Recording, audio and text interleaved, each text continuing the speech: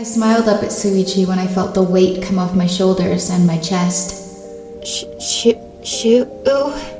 I asked, barely able to make the word out. Shuichi smiled at me, and I felt a smile creep onto my face as his smile warmed my cheeks. You spoke, he said, moving his head against my own. The look I gave him told him that it hurt too much to speak again. He smiled at me and gave me a compassionate look in his eyes. My throat felt like it was burning, but I still felt happy because in this moment, it was me and him. Nothing else to come into our moment. Just me and him smiling like idiots at one another, right here and right now. I nodded at him before he moved his hands to cup my cheeks. Kokichi, he whispered, looking at me like he did when he was changing me into a vampire. And the look he gave me when we first met each other. The look of longing and relief. It filled my senses and made me feel like I was special. Like his eyes were only on me, saved for me and me alone. I felt a little selfish because of how this feeling made me feel. I loved having him all to myself because he's amazing. And all of these feelings he has helped me feel, I love all of them. We should get to looking around, he said, looking to the side. I smiled and gave him a nod, telling him we could move. I felt weak as he walked a bit, but soon after he moved his arms around my waist and it made me feel strong. I felt strong with him.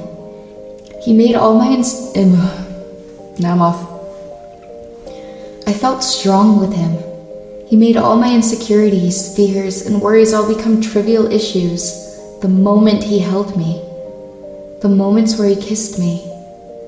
I blushed a bit at the thought, but didn't even try to hide it. I felt so happy, and I felt relieved that Shuichi was here. Even if it was only because he was here to help me escape wherever this is. I shuddered at the thought. I hate being trapped here.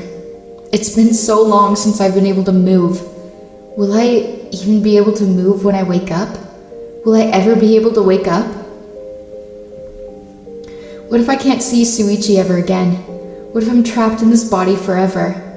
I felt some tears come to my eyes, and I tried to hide it by hiding my face in his shoulder.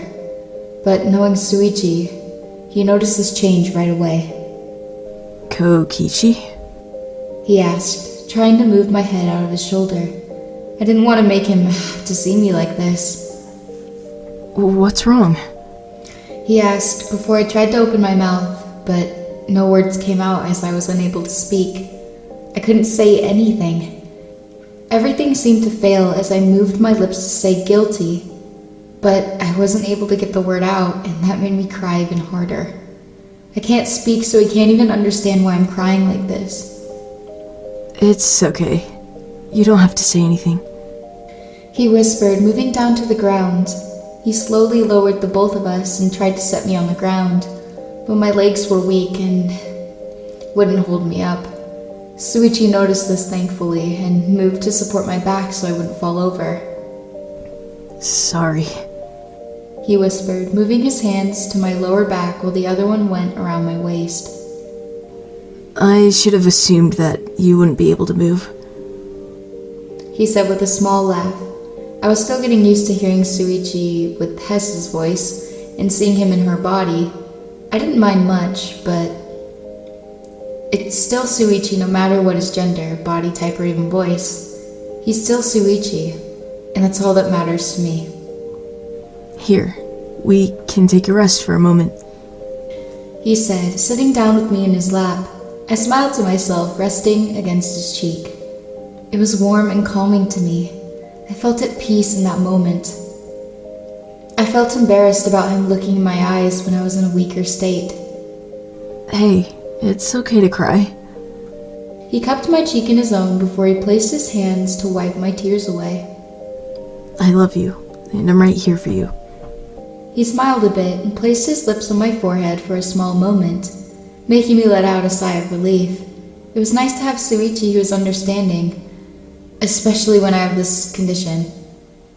I nodded my head and looked over at Shuichi. I motioned with my eyes over to the pedestals, and he gave me a brief nod before he picked me up. Okay, let's find what that bastard left here. He said bitterly. I didn't blame him for being angry. This man has messed up many things in our relationship. And even with Cathy, that damn bastard. He hummed before he looked over at the pedestal in the corner. I noticed his eyes became tinted red at that moment. I felt a little fear come to me, because of the worry of having him to go into the state I had found myself in. That doesn't look right.